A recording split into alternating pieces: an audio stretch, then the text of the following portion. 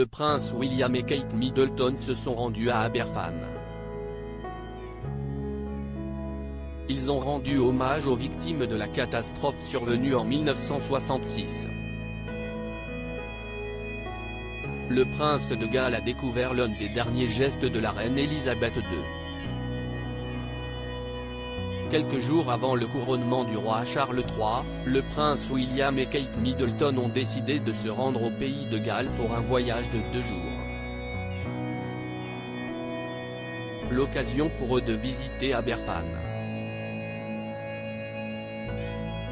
Si est dans ce petit village du sud du pays qu'un terril de la mine locale avait subi un glissement de terrain et provoqué la mort de 144 personnes dont 116 enfants, le 21 octobre 1966. Au cours d'une matinée riche en émotions, le prince et la princesse de Galles ont rencontré les survivants et rendu hommage aux victimes de cette tragédie. Ils ont ainsi visité le jardin commémoratif et le cimetière du village. La princesse a été vraiment touchée. Elle a visiblement vu que les enfants avaient entre 7 et 10 ans, ce qui était lié à ses propres enfants, a ensuite indiqué Jeff Edwards, l'un des survivants, au magazine People.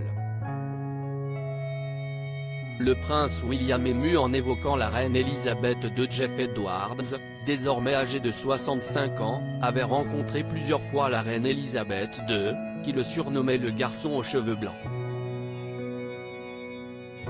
Au cours de sa discussion avec le père de George, Charlotte et Louis, il a révélé qu'il avait reçu une lettre de la monarque britannique, quelques jours avant sa mort.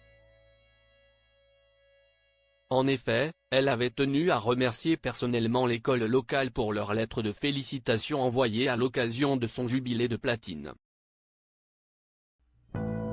Un geste qui n'a pas laissé le prince William indifférent. Ma grand-mère parlait toujours d'Aberfan, aurait-il confié alors qu'il avait les larmes aux yeux. Au moment de la tragédie, la reine Elisabeth II avait provoqué une polémique en refusant de se déplacer sur les lieux du drame.